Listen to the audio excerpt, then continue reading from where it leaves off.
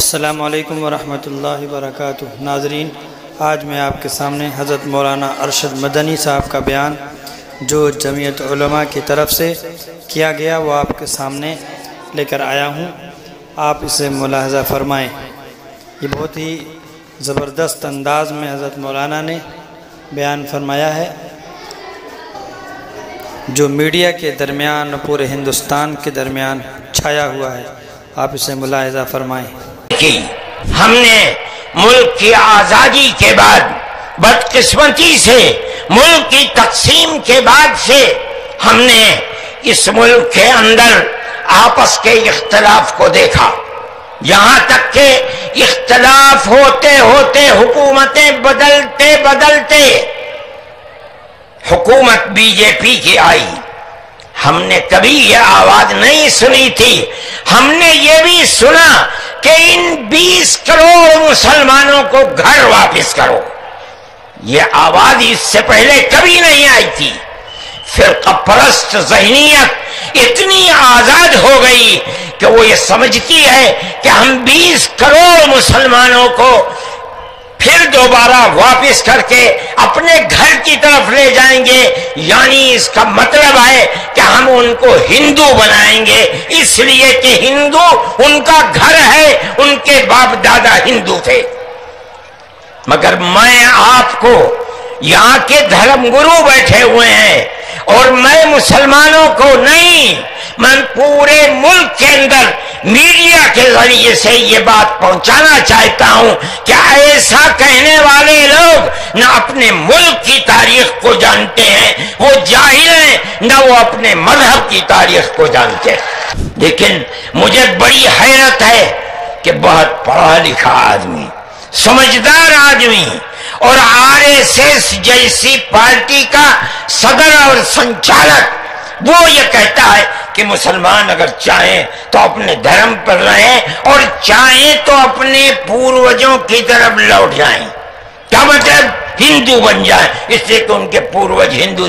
ارے بابا، ہمارا سب سے پہلا پوروج منو ہے، ہم تو اس کے چرنوں کے اوپر اپنا سر رکھے ہوئے ہیں اور دنیا کو کہتے ہیں کہ آؤ آؤ منو کے چرنوں کے اوپر اپنا سر رکھو۔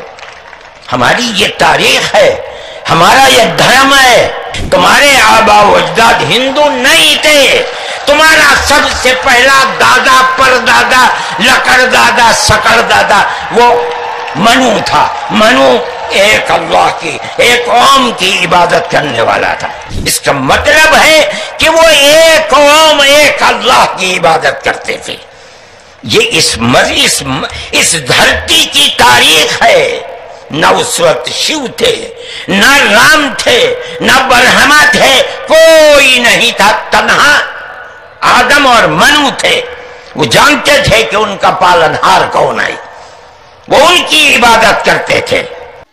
آگے ملاحظہ فرمائیں، حضرت مولانا نے تاریخ کی روشنی میں بہت ہی زبردست بیان دیا ہے۔ پوجا ہوتی ہے، انہیں بنا رکھا ہے دیوی دیوتا۔ ہم نے 360 دیوی دیوتا بنا رکھے تھے، روزانہ صبح کو اٹھ کر ہم ان کی عبادت کیا کرتے۔ ہم راستے سے بھٹکے ہوئے تھے، منو کے راستے سے بھٹکے ہوئے تھے۔ اللہ نے ایک یتیم کو پیدا کیا جس کا باپ جا چکا تھا، اس کو گود میں لیا اس کے دادا نے، 8 سال کے تھے، دادا بھی چلا گیا۔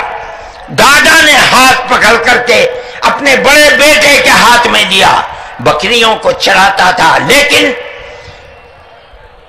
عرب کے لوگ پڑوسیوں کے اوپر ظلم کرتے تھے، اس کا ویوہار بہت اچھا تھا، رشتہ داروں کو مال کو لوٹتے تھے، رشتہ داریوں کو توڑتے تھے، وہ جوڑتا تھا، غریبوں کی مدد کرتا تھا، ان کے بوجھ کو اپنے سر پر لیتا تھا، سچ بولتا تھا، جھوٹ نہیں بولتا تھا، کسی کی امانت کے اوپر دست درازی نہیں کرتا تھا۔